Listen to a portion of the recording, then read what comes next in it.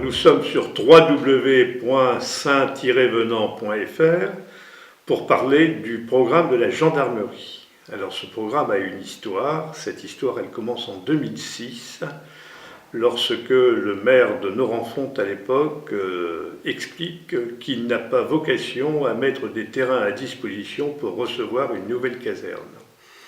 Et le colonel de l'époque, le colonel Caudrelier, après de multiples recherches, vient à Saint-Venant et je l'accueille bien volontiers, ce qui explique qu'aujourd'hui, en 2015, la construction commence. Alors cette construction va accueillir non seulement la gendarmerie de Norenfont qui va déménager, mais également le PSIG qui est actuellement à Bruay en Artois et qui va arriver sur Saint-Venant, ce qui veut dire que 19 gendarmes vont venir à Saint-Venant dès le mois de septembre 2016. Ceci a conduit les élus de Saint-Venant à réfléchir à une structuration de l'ensemble de cet espace nouveau qui, avec l'allée des Bleuets, avec l'allée Charles de Foucault, distribue à la fois non seulement le centre éducatif fermé, mais l'arrière de l'hôpital de Saint-Venant, qui va bientôt connaître dans les semaines qui viennent quelques nouveautés intéressantes. Et également, nous sommes connectés à la rue de Warbeck. Les travaux ont commencé avec 4 entreprises régionales qui étaient vraiment en recherche d'emploi et qui vont embaucher d'ailleurs quelques personnes au chômage sur le site de Saint-Venant, espérant que ces emplois seront ensuite prolongés et deviendront des CDI.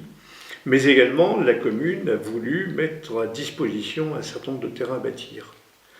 Ces terrains sont au nombre de 9 terrains à bâtir pour l'instant, 6 sont vendus et 2 font déjà l'objet d'un permis de construire accordé. Donc ne soyez pas étonnés si dans ce secteur vous voyez pousser assez rapidement des murs dans tous les coins. Toujours est-il que c'est un élargissement du secteur urbain de la ville de Saint-Venant.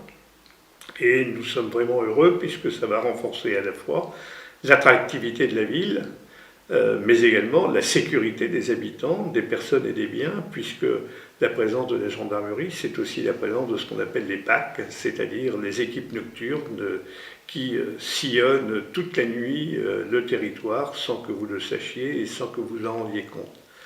Voilà une perspective pour laquelle nous avons beaucoup travaillé et le conseil municipal s'est réuni de nombreuses fois sur cette question. Et je dois dire que mon premier adjoint chargé des finances a eu quelques sueurs quand on voit l'importance des enjeux financiers.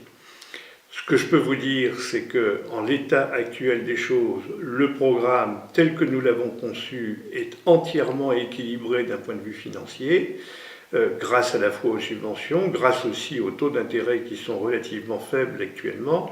Et la Caisse des dépôts, de ce point de vue, nous accompagne sur des prêts de 40 ans, ce qui n'est pas rien. Et j'avoue qu'en tant que particulier, ça me laisse un peu rêveur. Enfin, voilà ce que je veux vous dire sur ce projet, plus exactement, qui a commencé grâce à l'entreprise Artebat, l'entreprise Bellebois, qui sont déjà à pied d'œuvre et qui donnent à la fois du travail à du personnel, de la perspective à notre ville de Saint-Venant et une sécurité accrue pour l'ensemble de ses habitants. Je vous remercie de votre attention.